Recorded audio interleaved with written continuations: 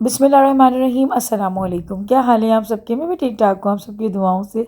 और अभी जो है ना मैं लग गई थी अपने कामों से, और दावत की तैयारी जो है ना मैं रात को ही आधी करके रख दूँगी। और दूसरे दिन क्योंकि बहुत ज़्यादा काम होते हैं, क्योंकि फिर दूसरे दिन जो है ना आपको फ़ाइनल करना होता है खाना, और फिर दूसरा ये कि घर को भी साफ़ सुथरा करना पड़ता है, तो बहुत ज़्यादा जो है ना फिर एकदम थकावट हो जाती है। तो इसीलिए जो है ना मैं आधी प्रिपरेशन एक रात पहले कर लेती हूँ, मतलब गोश्त वगैरह गलाने का काम। और मैं निहारी जो थी ना बना रही थी बीफ में, तो बीफ थोड़ा सा टाइम ज़्यादा लेता है गलने में। अगर चिकन हो तो चिकन बहुत जल्दी बन जाता है। तो मैं तो भूल गया था। ये तो फौरन बता दिया बाबा, ये पैसे आपके बचे थे। वो मामी लेता है तो बता के लेता हाँ ये बात है, ये तो बात सही है। है। अभी रात में जो ना मैं निहारी का मसाला तैयार करके रख रही हूँ, मतलब गोश्त को जो ना गला के रख दूँगी, और सुबह उठने के साथ ही इसको फ्राई कर दूँगी। और फिर क्योंकि सुबह काम करने को बहुत ज़्यादा है मेरे पास, तो अभी मैं कीमा पीस के रख दूँगी। क्या कहते हैं इसका, बिहारी कबाब्स का। साथ में जो है निहारी का गोश्त बना के रख दूँगी। बाकी बिरयानी और मीठे की तैयारी सुबह करूँगी। तो कल वैसे भी एक्स्ट्रा काम की बहुत ज़्यादा होंगे, तो फिर अभी ये वाले काम मैं कर लेती हूँ।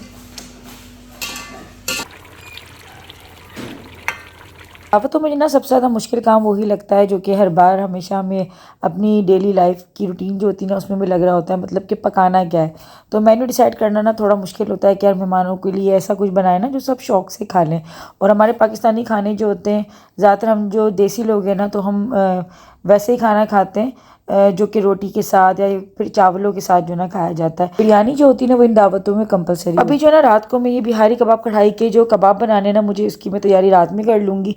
बाकी इसकी ग्रेवी वगैरह जो ना वो फिर मैं दूसरे दिन रेडी करके जो है ना बस कबाब ऐड कर दूँगी, तो ये थोड़ा सा काम मेरा हल्का हो जाएगा। वरना अगर मैंने दूसरे दिन ही कबाब बनाए तो फिर बहुत ज़्यादा बखेरा, क्योंकि इन चीज़ों में ना बहुत ज़्यादा होता है। तो मैं जो है ना यहाँ पे चिकन के कबाब बनाऊँगी। रात में सबसे ज़्यादा फ़ायदा एक ये भी होता है कि रात को जो है ना लाइट नहीं जाती है, वरना दिन में जो है ना फिर वो टाइमिंग इनकी स्टार्ट हो जाती है, एक एक दो दो घंटे की जो लाइट बार बार जाती है ना। तो रात में कंटिन्यूसली क्योंकि लाइट भी होती है, तो पीसने पासने का जो काम है ना ये रात में ही कर ले तो ज़्यादा बेहतर रहता है। यहाँ मैं आप लोग को दिखा रही हूँ चिल्टन प्योर के 3 बहुत ही ज़बरदस्त मुरब्बे। और सबसे पहले मैं यहाँ पे दिखा रही हूँ आंवले का मुरब्बा, जो कि हमारे बालों के लिए, हमारी स्किन के लिए बहुत अच्छा होता है और हमारे जो है ना वेट लॉस में भी काम आता है।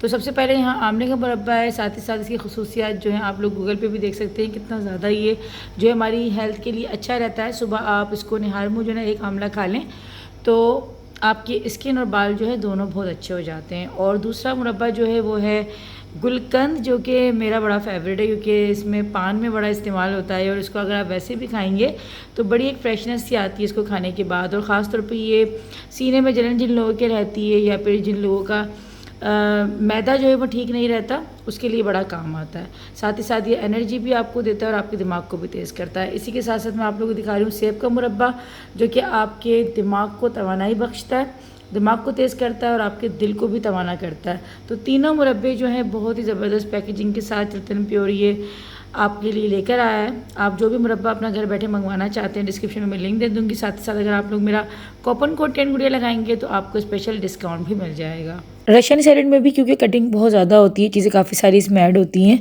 तो ये भी जो है ना मैं एक दिन पहले ही मतलब कि रात को ही करके रखती हूँ। रात मतलब कि मुझे जो है ना सुबह फजर हो जाती है काम करती, जब भी मेरे घर में दावत होती है ना तो सुबह फजर का ही टाइम हो जाता है, फिर मैं नमाज़ अदा करके ही सोती हूँ। हर बार ना हर दावत में इतना ही मुझे टाइम लग रहा होता है, तो वो एक एक दिन जो है ना मैं काउंट करती हूँ कि वही दिन लग जाता है। बस ये होता है कि थोड़ा सा जो है ना मुझे आसानी हो जाती है, मतलब सबका अपना अपना तरीका होता है काम करने का। बहुत सी ख़वातीन उसी दिन जो है सारे काम करने को ज़्यादा बेहतर समझती होंगी, लेकिन मुझे लगता है कि थोड़ा सा आप इस तरह रात को कर लो ना तो वो ज़्यादा जो है ना ईजी रहता है। ख़ासतौर पे जब आप अकेले होते हो करने वाले, आपका कोई हेल्पिंग हैंड नहीं होता, तो आप जो है ना अपने हिसाब से कामों को लेके चलो ना तो ज़्यादा बेहतर रहता है।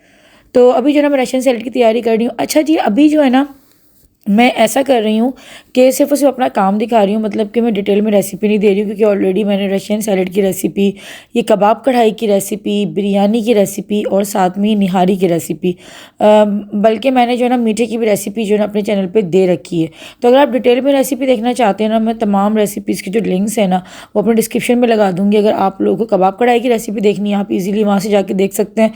बहुत आसान मेथड के साथ मैंने जो है ना ये कबाब कढ़ाई की रेसिपी आप लोगों को दे रखी है, इसीलिए मैंने आज की वीडियो में जो है ना कोई रेसिपी नहीं दी है, सिर्फ मैं काम करते हुए दिखा रही हूँ कि मैं क्या क्या चीज़ें किस तरीके से बना रही हूँ। और बहुत सारी जो ख़वातीन हैं कुछ ऐसी भी होती हैं जिन लोगों की न्यूली जो है वो शादियाँ हुई भी होती हैं, तो उन लोगों को समझ में नहीं आता है कि हम किस तरह से मैनेज करें किचन के कामों को, या फिर दावतें अगर उनके घर में फ़र्स्ट टाइम हो रही हैं।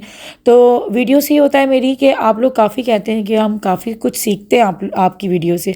तो टाइमिंग की जो मैनेजमेंट होती है ना, सबसे मेन ये होती है। मतलब खाना तो पक जाता है, लेकिन टाइम को मैनेज करना ना सबसे ज़्यादा जो है ना ये मायने रखता है कि आप टाइम किस तरह मैनेज करें और चीज़ों को किस तरीके से आप लेके चलें। तो ये चीज़ होता है कि इन वीडियोज़ के ज़रिए जो है ना आप लोगों को इसमें आसानी हो जाती है। तो बस साथ ही साथ जो है ना किचन में हाथ ही समेटती हूँ। मैं कोई भी बर्तन जो है ना एक्स्ट्रा होने नहीं देती हूँ, क्योंकि मुझे पता है कि बाद में ही मुझे करना है और पहले भी मुझे ही करना है। तो बेहतर ये है कि आप किचन जो है ना मेहमानों के आने से पहले नीट एंड क्लीन करके रखें। अच्छा, ये दूसरा दिन लग चुका है, मतलब ये सुबह का टाइम है और सुबह सोई थी मैं फजर अदा करके, और फिर जो है ना मैं तकरीबन 12 सवा 12 बजे तक जो है ना मैं उठ गई थी, क्योंकि मुझे जो है ना इतनी तो मुझे नींद लेनी थी ना। फजर के बाद लाजिम बात है मैं सोई हूँ, तो फिर 12 सवा 12 तक मैंने अपना टाइम सेट करा, और उसके बाद जो फिर मैं कंटिन्यू लगी हूँ ना कामों में, तो फिर तो खैर ये था कि जब तक मेहमान नहीं गए रात को, तो फिर उस टाइम तक मैं लगी रही हूँ। तो खैर काफ़ी ज़्यादा लॉन्ग पीरियड हो जाता है। जिस दिन आपके घर में दावत होती है तो आप जो है ना कंटिन्यूसली काम करते रहते हैं, और फिर दूसरे दिन आपको पैन रोल ज़रूर लेके सोना पड़ता है, ये चीज़ होती है। तो खैर अब मैं कबाब कढ़ाई की जो ग्रेवी थी ना वो जो है रेडी कर रही हूँ। तो मैं बता चुकी हूँ कि इसकी रेसिपी डिस्क्रिप्शन में मैंने दे रखी है, आप वहाँ पे जाके देख सकते हैं। मगर ये कबाब कढ़ाई यकीन करें इतनी कोई अच्छी बनती है, और इतनी अच्छी बनी थी, सब ने इतनी कोई तारीफ़ करी।